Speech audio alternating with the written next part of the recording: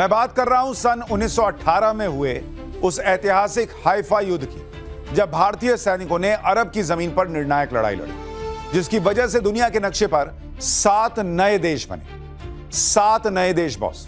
आज का Saudi Arab, Jordan, Syria, Lebanon, Kuwait, Iraq और इजराइल। भारतीय सैनिकों के प्रचंड पराक्रम का लोहा तभी से पूरा का पूरा मिडिल ईस्ट मांगता है। लेकिन दुर्भाग्य का यह कि आजादी के बाद भारत का इतिहास लिखने वाले वामपंथी इतिहासकारों ने बहाना गढ़कर भारत के जाबाज शूरवीरों के उस गौरवशाली अध्याय को इतिहास के कूड़ेदान में फेंक दिया। आम भारतवासियों को राष्ट्र गर्व की यह कहानी पता ही नहीं है, जिसके किस्से आज भी विदेशों में सुनाए जाते हैं। इजराइल तो अपने स्कूली सिलेबस में हाइफा युद्ध और उसमें भारतीय सैनिकों की वीरता के चैप्टर को खास तौर से पढ़ाता है, उस पर गर्व करता है और भारत का इतना एहसान मानता है कि जी जान से हर वक्त हमारी मदद के लिए तैयार रहता है। हाइफा युद्ध की वही हैरत अंगेज कहानी आज आपको बताने जा रहा हूं, जो आपको राष्ट्र गर्व से भर देगी।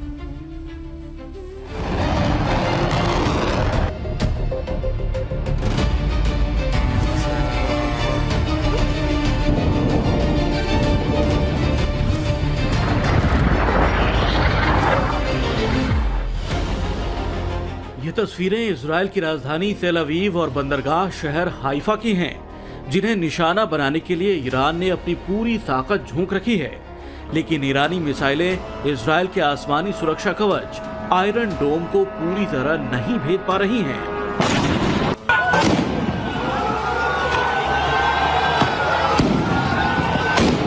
मिडिल ईस्ट में खुले जंग के इस नए मोर्चे पर पूरी दुनिया की नजर है।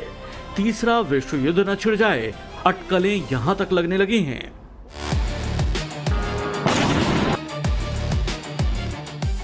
इस माहौल ने 108 साल पुराने उस ऐतिहासिक युद्ध का पन्ना भी खोल दिया, जिसमें ऑटोमन सल्तनत का अंत हो गया था। ऑटोमन सल्तनत यानी तुर्की का उस्मान साम्राज्य, इसके सुल्तानों को इस्लाम का खलीफा कहा जाता था। ऑटोमन के सुल्तानों ने जिहाद के नाम पर 400 सालों में मिडिल ईस्ट से लेकर अफ्रीका, यूरोप तक अपना साम्राज्य फैलाया था और सन 1914 में जर्मनी, ऑस्ट्रिया से गुप्त समझौता कर प्रथम विश्व युद्ध में एंट्री ली थी। हर जुमे की नमाज के आखिर में ऑटोमन सुल्तान को खलीफा बताकर उनका खुतबा पढ़ा जाता था, जिसमें उन्हें पैगंबर मोहम्मद साहब के बाद इस्लाम का सबसे बड़ा प्रतिनिधि यानी कि वारिस माना जाता था। 23 सितंबर सन 1918 को हुई हाइफा की लड़ाई ने उसी ऑटोमन सल्तनत पर आखिरी कील ठोंक दी। तब ब्रिटिश एम्पायर की तरफ से युद्ध लड़ रहे भारतीय सैनिकों ने न सिर्फ एक दिन की लड़ाई में तुर्की, जर्मनी और ऑस्ट्रिया की सेना को हरा दिया, जिसका हाइफा शहर पर 400 सालों से कब्जा था, उसे छुड़ा लिया गया। हाइफा में पहाड़ की चोटी पर दुश्मन के सैनिक तोपों और मशीन गनों के साथ घेराबंदी डाले बैठे थे। तब मेजर दलपत सिंह की अगुवाई में सिर्फ भाला और तलवारों से लैस भारत के 400 घुड़सवार सैनिकों ने उन पर इतनी तेजी से हमला बोला कि उनके पैर उखड़ गए। तुर्क, जर्मन, ऑस्ट्रिया के सैनिकों को जान बचाने के लिए सरेंडर करना पड़ा। हाइफा की पहाड़ी पर तैनात 17 तोपें और दर्जनों मशीन गनों पर भारतीय सैनिकों ने कब्जा कर लिया। दुश्मन के सैनिकों से सैकड़ों मैनलीचर M1890 राइफलें और गोला बारूद भंडार जब्त किया गया। हाइफा शहर, वहां का रेलवे स्टेशन और पूरा बंदरगाह उनके कब्जे में आ गया। तुर्की, जर्मनी, ऑस्ट्रिया के सेना के 1350 सैनिक और 25 बड़े अफसर बंदी बनाए गए। हाइफा को जीतना तब ब्रिटिश एम्पायर के लिए इसलिए बेहद जरूरी था क्योंकि तब हाइफा ऑटोमन साम्राज्य का मजबूत दुर्ग था। ऑटोमन साम्राज्य की सबसे मजबूत सप्लाई लाइन, रेलवे और हाइफा पोर्ट यहीं से गुजरते थे। उसी से प्रथम विश्व युद्ध के लिए गोला बारूद से लेकर रसद तक भेजी जा रही थी। ऑटोमन साम्राज्य ने हाइफा की सिक्योरिटी इतनी तगड़ी बना रखी थी कि अंग्रेज इसे हारी हुई लड़ाई मान चुके थे। वजह थी हाइफा की तरफ जाने वाले 3 किलोमीटर लंबा कच्चा रास्ता, जो सिर्फ 4 फुट चौड़ा था, जिसके एक तरफ माउंट कारमेल की लगभग 2000 फुट ऊंची पहाड़ी थी, जिस पर तोप और मशीन गन से लैस 1500 तुर्क और जर्मन सैनिकों की मोर्चाबंदी थी, और दूसरी तरफ किशोन नाम की नदी बहती थी, जिसके किनारे का इलाका दलदली था। इसे पार करने का मतलब सीधा मौत के मुंह में जाना था, क्योंकि पहाड़ी की चोटी से मशीन गन की बरसती गोलियां और तोप के गोले पल भर में किसी को भी छलनी कर देते थे। अंग्रेजी सेना की मुश्किल यह थी कि वो अपनी तोपों की पूरी आर्टिलरी फ्रांस की लड़ाई में ऑलरेडी भिजवा चुकी थी। ऐसे में अंग्रेजी सेना ने जब हाथ खड़े कर दिए तब भारत की 3 रियासतों की घुड़सवार सेना जोधपुर लांसर्स, मैसूर लांसर्स और हैदराबाद लांसर्स ने हाइफा जीतने का बीड़ा उठाया, जिसके कमांडर 26 साल के मेजर ठाकुर दलपत सिंह थे। उनके नेतृत्व में भारतीय घुड़सवार सेना ने असंभव को संभव करके दिखाया। 23 सितंबर 1918 को हुई यह लड़ाई दुनिया के इतिहास की वो हैरतअंगेज लड़ाई बन गई, जिसमें भाले तलवारों से लैस भारतीय घुड़सवार सैनिकों ने तोप और मशीन गन जैसे आधुनिक हथियारों से लैस दुश्मन को हरा दिया। इस हार को तुर्की, जर्मनी और ऑस्ट्रिया की हिम्मत टूटने की तरह देखा गया और इसके साथ फर्स्ट वर्ल्ड वॉर का नतीजा लगभग तय हो गया। हमारे राष्ट्र गर्व की एक कहानी जिसे आजादी के बाद भारत का इतिहास लिखने वाले वामपंथी इतिहासकारों ने लोगों को जब बताना ही जरूरी नहीं समझा, शायद जानबूझकर छिपा दिया। असंभव सी लगने वाली इस जीत को ब्रिटिश एम्पायर की जीत बताकर मामला समेट दिया गया, जबकि हकीकत यह थी कि भारतीय सैनिकों की इस वीरता ने ब्रिटिश सरकार को भी चौंका कर रख दिया। उन्होंने जोधपुर लांसर्स, मैसूर लांसर्स और हैदराबाद लांसर्स के सम्मान में दिल्ली में ब्रिटिश आर्मी के हेड कमांड ऑफिस के बाहर खास तौर से 3 मूर्तियां बनवाई और कमांड ऑफिस का नाम बदलकर 3 मूर्ति भवन कर दिया। यह है राष्ट्र गर्व की वो कहानी जिसे हमारे स्कूली सिलेबस का हिस्सा होना चाहिए, लेकिन आजादी के 71 साल बाद तक हम में से बहुत सारे लोग इसके बारे में जानते नहीं। पीएम मोदी प्रधानमंत्री बने तो साल 2018 से हाइफा डे मनाने की शुरुआत हुई।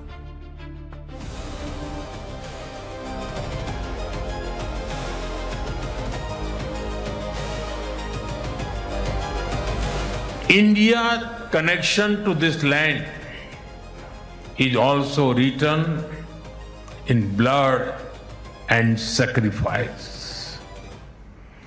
During the First World War, more than 4,000 Indian soldiers laid down their lives in this region.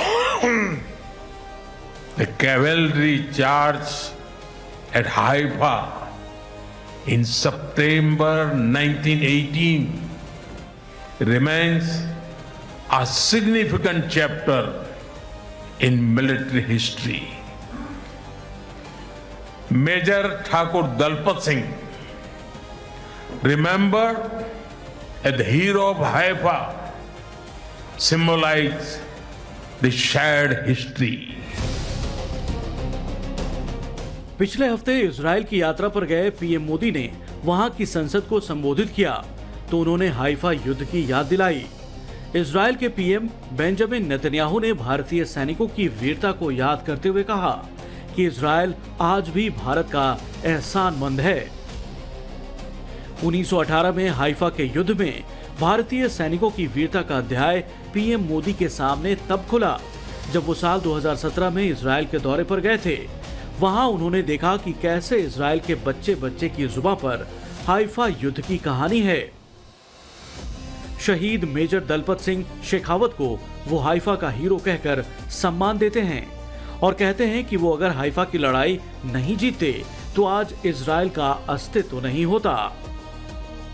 Israel के उस दौरे में पीएम मोदी ने उन भारतीय सैनिकों की कब्र पर जाकर फूलमालाएं अर्पित की जिन्होंने वहां अपनी कुर्बानी दी थी। वहीं से इतिहास का वो पन्ना फिर से खुला और साल 2018 में पीएम मोदी ने भारत में हाइफा डे मनाने की शुरुआत की और तब देश ने शहीद मेजर दलपत सिंह शेखावत के बारे में जाना, जिनकी अगुवाई में जोधपुर लांसर्स के घुड़सवार सैनिक मशीन गनों की गोलियां और तोप के गोलों को मात देते हुए तूफानी रफ्तार में माउंट कार्मेल की पहाड़ियों पर चढ़ते चले गए। 26 साल के मेजर ठाकुर दलपत सिंह को उसी दौरान रीढ़ की हड्डी में गोली लगी, लेकिन उन्होंने जीत हासिल करने तक मोर्चा नहीं छोड़ा। उनके साथ कैप्टन अमन सिंह जोधा ने भी निर्णायक भूमिका निभाई। इन वीरों की बहादुरी ने 4000 भारतीय सैनिकों के बलिदान को अमर कर दिया। 100 साल पहले ब्रिटिश इतिहासकार चार्ल्स सी ट्रेंच ने अपनी किताब the Indian army and the Kings enemy में लिखा, हाइफा को जीतना किसी और के बूते की बात नहीं थी। जानते बूझते मौत के मुंह में जाकर जीतने का अदम्य साहस जोधपुर लांसर्स के अलावा कोई और नहीं दिखा सकता था। Official history of the great war में लिखा गया, पूरे विश्व युद्ध में इस स्तर का युद्ध किसी घुड़सवार सेना ने नहीं लड़ा। मशीन गन से लगातार निकल रही गोलियों ने घोड़ों को घायल जरूर किया, लेकिन वो उन्हें रोक नहीं पाई। इजराइल आज भी हर साल 23 सितंबर को हाइफा दिवस मनाता है। भारतीय सैनिकों की याद में समारोह करता है और उन्हें श्रद्धांजलि देता है। इजराइल में भारतीय सैनिकों के लिए स्मारक, कब्रिस्तान और सड़कों के नाम हैं। वहां के स्कूली सिलेबस में भारतीय सैनिकों की वीरता की कहानी लंबे समय से पढ़ाई जा रही है। ऐसे में भारत के लोगों को लंबे समय से इस गौरवशाली इतिहास से क्यों अनजान रखा गया, ये बात चौंकाती है। भारतीय सेना की 61वीं कैवलरी रेजिमेंट भी हर 23 सितंबर को हाइफा दिवस मनाती है, जिसका हिस्सा जोधपुर और मैसूर लांसर्स के वंशज आज भी हैं।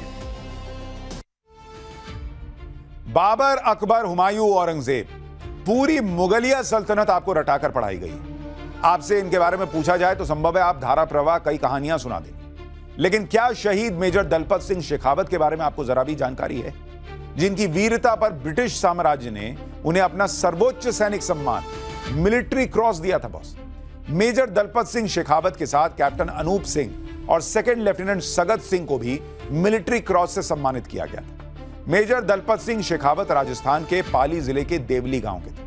उनके पिता ठाकुर कर्नल हरि सिंह शेखावत जोधपुर रियासत के एक प्रसिद्ध पोलो खिलाड़ी और जागीरदार थे। पिता की तरह पोलो में उनकी भी विशेष रुचि थी, जो असल में राजपूत योद्धा परंपरा से जुड़ा हुआ खेल है। जोधपुर लांसर्स जोधपुर रियासत की इंपीरियल सर्विस ट्रूप्स का हिस्सा था और 1914 में वो उसका हिस्सा बने। 1915 में वो जोधपुर लांसर्स के कमांडर बने और 1918 में हाइफा युद्ध में शहादत से पहले उन्होंने जॉर्डन में हुए अबू तुलूल युद्ध में भी जबरदस्त बहादुरी दिखाई थी। तुर्की सेना के मशीन गन पोस्ट पर अकेले हमला बोलकर कब्जा किया था। 2018 हाइफा युद्ध का 100वां साल था। इस मौके को भारत से लेकर इजराइल तक धूमधाम से सेलिब्रेट किया गया। तब शहीद मेजर दलपत सिंह के शौर्य की कहानियां दोनों देशों में सुनाई गई। उसी साल मोदी सरकार ने हाइफा विजय की याद में 3 मूर्ति भवन चौक का नाम बदलकर 3 मूर्ति भवन हाइफा चौक रखा। 3 मूर्ति भवन ब्रिटिश राज में ब्रिटिश इंडिया सेना के कमांडर इन चीफ का आधिकारिक आवास हुआ करता था, यानी ब्रिटिश सेना का सबसे बड़ा अफसर यहां रहता था। तब इसे फ्लैग स्टाफ हाउस कहा जाता था।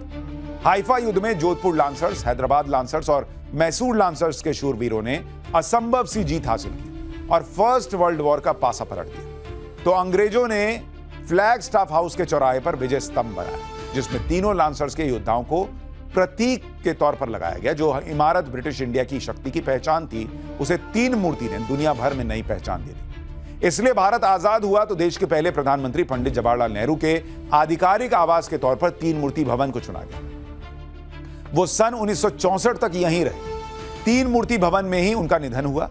उसके बाद 3 मूर्ति भवन को नेहरू मेमोरियल म्यूजियम बना दिया गया। कांग्रेस ने इसकी पहचान नेहरू जी की विरासत के तौर पर गढ़ी और इसी में 3 मूर्ति भवन की वो पहचान गुम हो गई जिसमें हाइफा युद्ध में असंभव सी जीत वाला राष्ट्र गर्व शामिल था। हाइफा युद्ध में भारतीय सैनिकों की शूरवीरता के इस गौरवशाली इतिहास को यह कहकर भी नजरअंदाज कर दिया गया कि भारत का गौरव नहीं बल्कि ब्रिटिश सैन्य इतिहास का हिस्सा है। मोदी सरकार ने हाइफा की लड़ाई में भारतीयों की वीरता और उस युद्ध के हीरो शहीद मेजर दलपत सिंह के इतिहास को नए सिरे से सहेजा और उस गौरवशाली इतिहास से जुड़ी घुड़सवार सेना को जिस तरह हाईटेक बनाकर नई पहचान दी, वो भी राष्ट्र गर्व की नई कहानी।